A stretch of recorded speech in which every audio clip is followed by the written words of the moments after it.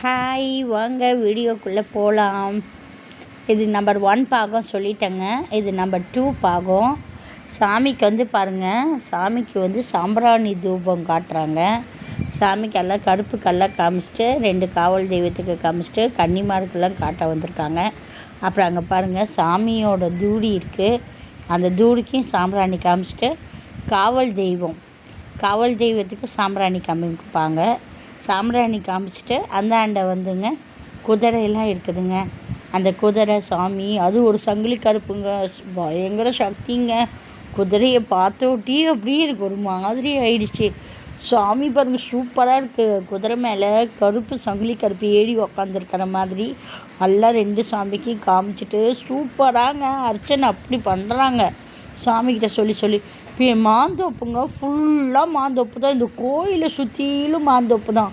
மாந்தோப்புக்கு அங்கே நடுவில் ஒரு கோயில் இருக்குது. அது அப்படி எல்லாருமே சுற்றி வந்தாங்க.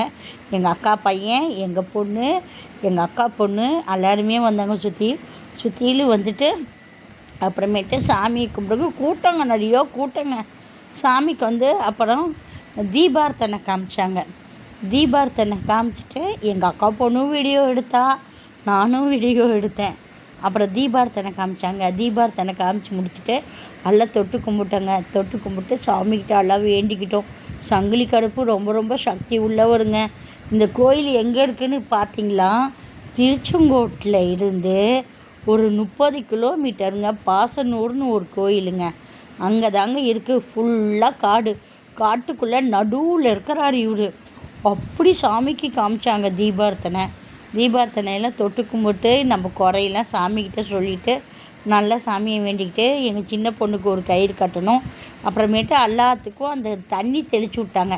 அப்புறம் சாப்பாடு போயிட்டோங்க. மட்டன் பிரியாணி, மட்டன் வறுவல், தயிர் பச்சடி, முட்டை, குலோப்ஜாம், தலைக்கறி இதெல்லாம் போட்டாங்க.